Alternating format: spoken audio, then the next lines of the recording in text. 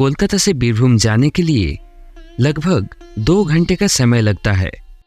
लेकिन काफी आंधी और तूफान की वजह से उस दिन नए मास्टर जी अजय को 5 घंटे से भी ज्यादा समय लग गया। नौकरी के 3 साल में इस बदलाव से वो काफी अनजान था। वो भी शहर छोड़कर एक दूर गांव में पहली बार वो किसी अनजान जगह में जा रहा था। दोपहर के 2 बजे की ट्रेन में बैठते ही काफी तेज बारिश होने लगी और साथ में बिजली की कड़कड़ाहट।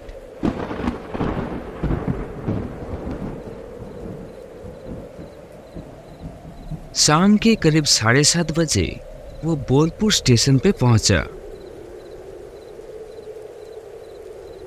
तेज तूफान के चलते स्टेशन में कुछ 2 से 3 फेरी वाले नजर आ रहे थे। उसके अलावा और कोई नहीं था। हो सकता है वो भी आखिरी ट्रेन के इंतजार में हो।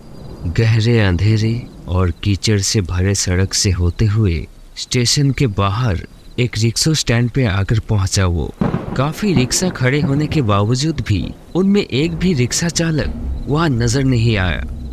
ये देखकर अजय के रोंगटे खड़े हो गए। लगभग 2-3 घंटे से ये आंधी तूफान चल रहा था। फिलहाल थोड़ा कम है। अभी सही मौका है। जल्द से जल्द अजय को कदमपुर स्टाफ क्वार्टर में पहुंचना ही होगा। लेकिन वो अकेले इस हालत में कैसे पहुंचेगा? बिजली भी नहीं है, एक भी स्ट्रीट लाइट्स भी नहीं जल रहे। फोन की रोशनी के सहारे वो इस अनजान रास्ते से कैसे पहुंच पाएगा? यही सब सोच रहा था वो कि तभी उसने देखा कि लालटेन लेकर कोई उसके तरफ आ रहा है। आखिरकार एक व्यक्ति को लालटेन लिए स्टैंड की तरफ आते देख उन्हें राहत मिली। आदमी ने एक लुंगी और एक फटी हुई गंजी और सिर पर एक तकिया टोपी पहनी हुई है। उस आदमी ने पूछा, कौन है वहां पर? अकेले वहां खड़े खड़े क्या कर रहे हो? इस इलाके में नए लगते हो? हाँ चाचा, मैं आज यहाँ एक स्कूल में ट्रांसफर होकर आया हूँ। क्या आप खास कदमपुर गांव का रास्ता जानते हैं? लेकिन रात के समय वहां ना जाना ही ठीक रहेगा। आज रात किसी तरह इस स्टैंड पर ही गुजार लो। कल सुबह मैं तुम्हें वहां खुद छोड़ आऊंगा। रात को उस रास्ते से क्यों नहीं जा सकते? बहुत लंबी कहानी है, रहकर देखो यहाँ, खुद ही जान जाओगे। अजय सोच में पड़ गया कि ऐसी जगह पे इस मौसम में अपने सामानों के साथ इस अंधेरे में रहना असंभव है। इसके अलावा सांप के काटने का भी खतरा है। किसी भी तरह उसे क्वार्टर तक पहुंचना है। ठीक है, आपको मेरे साथ आने की जरूरत नहीं है, लेकिन बहुत अच्छा होगा यदि आप मुझे ये रास्ता दिखा सके। चाचा ने और कुछ नहीं बोला।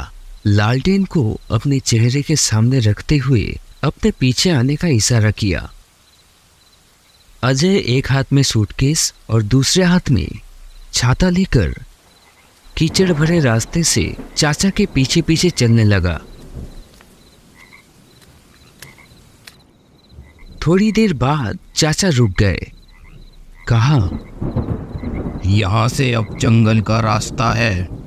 कोई अगर पुकारे पीछे मुड़कर मत देखना, सीधे आगे बढ़ते रहना। कुछ ही दूर में वो घोष कदमपुर गांव दिखेगा। अब मैं चलता हूँ, संभल कर जाना, ठीक है? ये कहते हुए उन्होंने अजय को लालटेन देकर अलविदा कहा। अजय जंगल के रास्ते बहुत सावधानी से आगे बढ़ने लगा। घने जंगल से कीड़े मकोड़े और जंगली जानवरों की आवाजें आने लगी। लेकिन अजय बचपन से ही बहुत बहादुर है। वो आसानी से नहीं डरता। वो एक पल भी नहीं रुका। अचानक कंधे पर एक हाथ का स्पर्श अनुभव किया। उसके शरीर में सिरन दौड़ गई। इस अंधेरे और सुनसान जगह में, जहां गांव वाले भी शाम ढलने के बाद आने से डरते हैं, उस रास्ते पर कौन हो सकता है?